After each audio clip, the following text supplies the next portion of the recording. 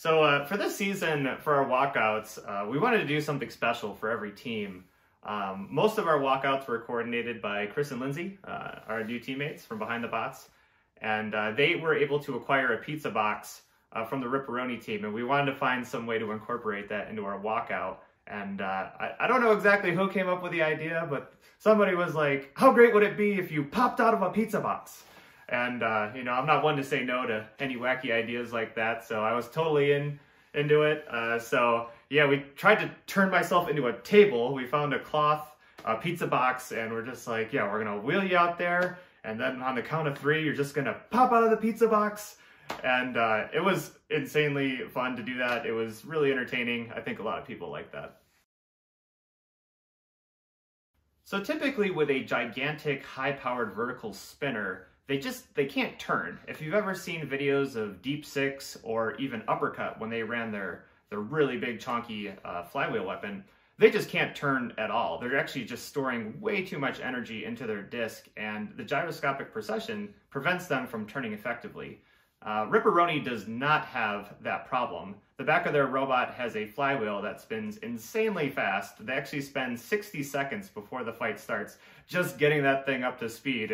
It's really strange to be waiting for the match to happen. You're waiting for the countdown and you just hear this spin up happening in the arena, and it's actually RIPeroni spinning up their counter-rotating flywheel. So really interesting solution to the common problem that vertical spinners have. And it definitely worked for them. I mean, RIPeroni has insane amounts of mobility, and it's just really jarring to see a robot with such a powerful weapon have that much maneuverability. Yeah, so in the beginning of the fight, we just wanted to avoid their weapon. So we saw that RIPeroni was turning to the left, so that gave us the opportunity to try to go around the side and hopefully hit their wheel, just hit anywhere on their frame. We thought if we got one good hit, that would do a lot of damage. But RIPeroni very quickly corrected. They were able to very quickly turn and just really match our movement. And then they started to bump up on the side of our wheel. We eventually got really close to the wall, and that's where they got the first big hit on us.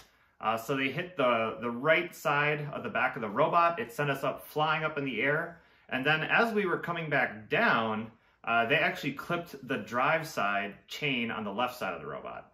So we definitely lost a drive side on that first big encounter.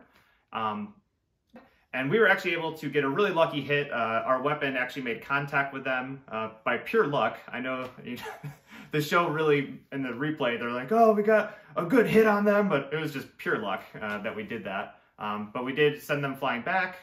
We did a little bit of damage to their frame in that encounter. But we were down at least one drive side after that hit. And we took a little bit of damage on the first encounter on the right side, which either disabled that side or left us severely, compromised.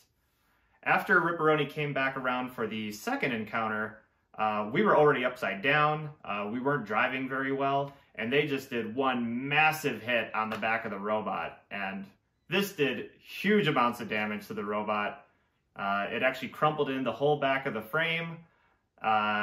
It smashed in a drive motor, a drive ESC, and it almost completely smushed the battery box. So before this fight even happened, Anna came over, and we were invited to a RIPeroni party at the Omega Mega House that they had rented for the season. And I was really honored to be invited to that. But I was a little worried that if we kicked their butt, maybe we wouldn't have been invited. But sure enough, we got our butt kicked. So we were still invited to that party, and everyone was very happy. I was happy too for them. We love the RIPeroni team. They're a great team. I wasn't happy that I had to fix the robot, but that's the way Battlebot goes, and it was a real pleasure to fight them. So we're 3-1. We were really hoping for a 4-0 pre-tournament run, but 3-1's not too shabby. So, we're going to have to see who we fight now. So, we're pretty sure that we're in the tournament. 3-1, not bad. But we're probably going to be, what we're hoping for is top 16 with a 3-1. We don't quite know at this point, but things are looking good for Copperhead. we just have to get the robot fixed for the round of 32. We got a lot of damage to repair, so probably the most damage we've ever taken to just the frame of the robot, the back of the robot, not the frame rails, but just the back of the robot. It's only 1/4 inch thick steel, which, you know, when you're fighting RIPeroni, it might as well be paper mache or thin New York pizza thickness. So we spent the next 2 days repairing the robot from that, just mostly that very last hit at the end of the match. Fortunately, the next day was a fix-it day, so we had plenty of time to repair the robot, but I was not happy about that. You know, a lot of times when we take damage, we break a chain, we break a sprocket, and, you know, we could probably fix the robot in about an hour, but this was a solid day and a half of just nonstop welding, grinding, fixing up the robot. At one point, the entire robot was disassembled. We had to program new speed controllers. It was a ton of work.